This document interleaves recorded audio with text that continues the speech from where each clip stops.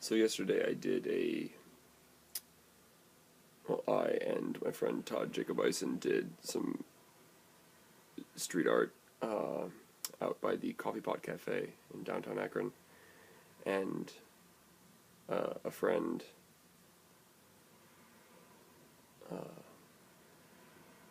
Felice Cat, sorry, a friend, Felice was wanting me to, she had done a story on some of the stuff I was doing, chalk art-wise, and she was wanting me to do some more chalk art, and I was inspired to embiggen the brief sketch I did of user Crippled Nympho Shut-In, whose name I think might be Alexis? Question mark? Anyway, and then my friend Todd showed up to the cafe, and he had been exhibiting some of his art there, and he's a really awesome graphic artist, and has all sorts of crazy skills and a great heart, and I asked him if he wanted to do chalk art, and he was totally game, and I asked him if he'd be excited to do a representation of Crippled Nympho Shut-In, and I showed him the thing that I did, and I showed him the same photo, and then he did a thing, and I love this book.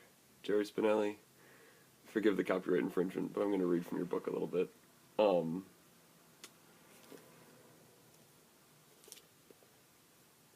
Maybe I can get your permission someday.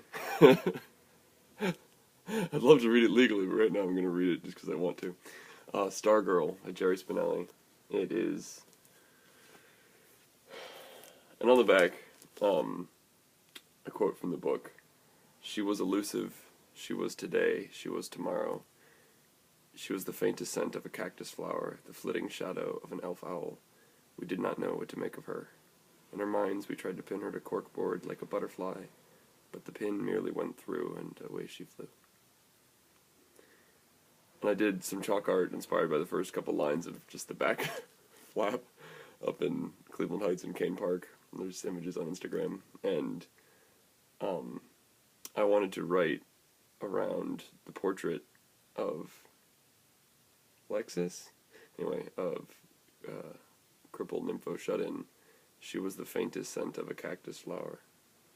I hope she doesn't mind me sharing this. I mean, she has an open account as far as I know. She has some sort of muscular dystrophy that I don't know what it is.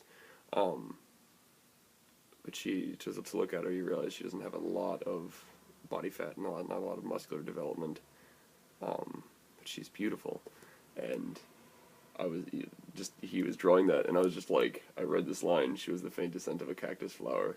And I was like, the flitting shadow of an elf owl. And I was like, that's perfect.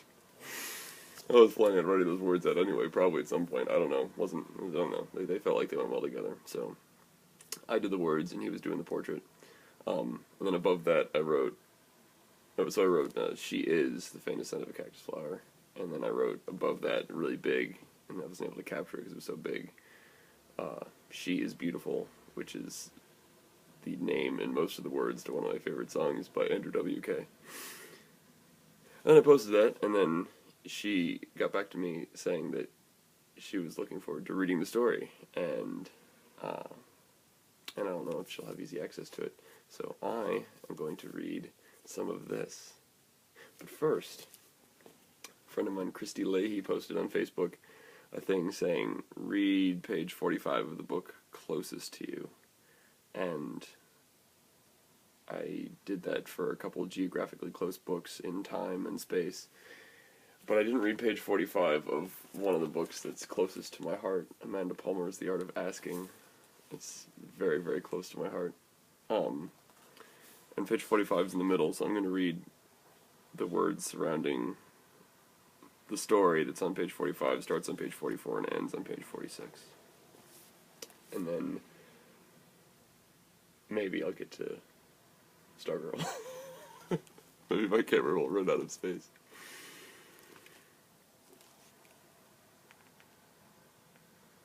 So, if you don't know who Amanda Palmer is, she was a self-employed living statue called the 8-Foot Bride in Boston for about 5 years. I don't know exactly when, but probably would have been, I don't even know when, after she graduated from university. She probably graduated in 2000-ish? So maybe 2000 to 2005, thereabouts, I don't know. My guess. So she's talking about her experience as a human statue. Sometimes, up on the box, I would fall in love with people. Pretty often, come to think of it. It was easy, given how safe and swaddled I was up there in my cloud of pretty white, untouchable stillness. No commitment, just this, just now, just us. Occasionally, one of the more broken-looking homeless people of Harvard Square would approach me, drop a dollar bill in, and I would offer my flower. We'd look at each other, and sometimes their faces would crumple and tears would appear. Hi. I see you there. I can't believe you just gave me $1. You probably need it more than me. I've been watching you circle the plaza all day, asking people for money, and I hope to God you know that you and I are, in this moment, exactly the same. I never felt guilty about those dollars, though, because there was such a beauty and humanity in the fact that these homeless people were, right along with the rich tourists, stopping to connect with me. They saw value in what I was doing. They saw the power and necessity of the human connection. Was it fair? I don't know. It felt fair. There was something conspiratorial about it. Their money felt symbolically valuable to me in a way that made me swell with pride. They approved of me, and their approval somehow meant more to me than anybody else's. I started to realize there was a subterranean financial ecosystem in Harvard Square involving all of us street freaks. I found it impossible to pass the other street performers, our evolving cast of puppeteers and musicians, jugglers and magicians, or the homeless folk, without giving them my own dollars, sometimes dollars from my own hat that I'd been given just minutes before. The gift circulated.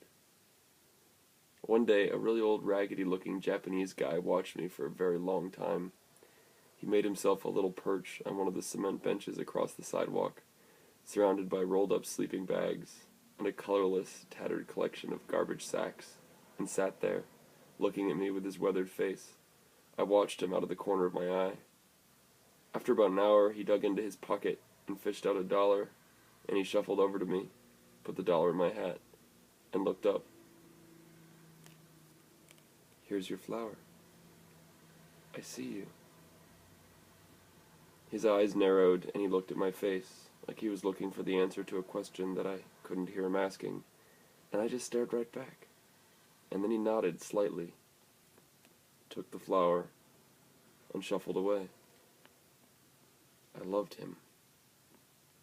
The next day he came back and left a note in the hat. He wanted to know if I would marry him.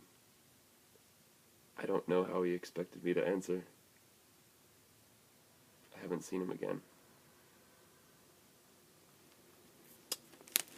So play your favorite cover song, especially if the words are wrong, because some of them were slightly wrong.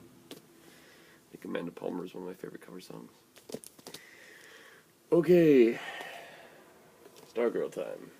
I'll save Card Turner for later, and I'll save Daredevil Echo, more reading of that, for later, and wait for it. Yeah, okay. Stargirl by Jerry Spinelli, for probably like a minute or two. I'm at 9 minutes.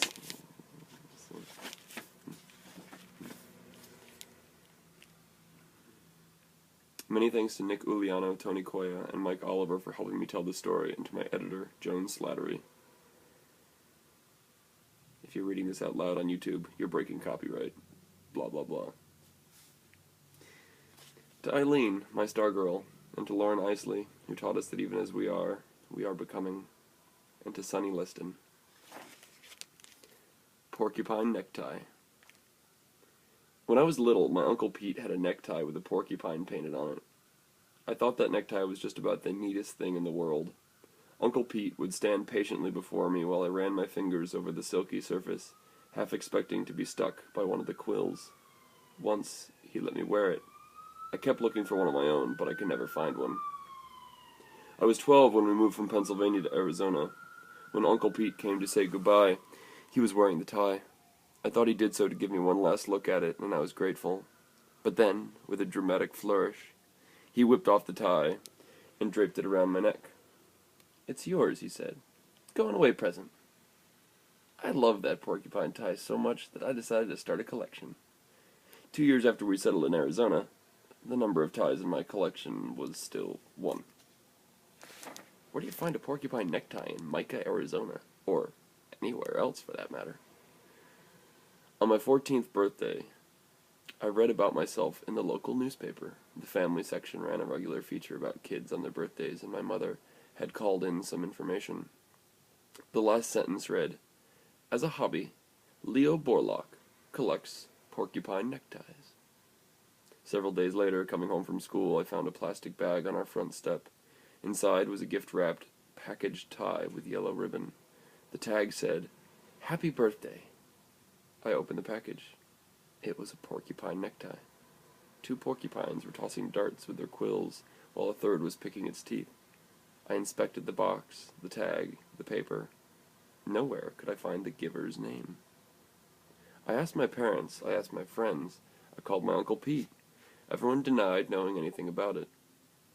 At the time, I simply considered the episode a mystery. It did not occur to me that I was being watched.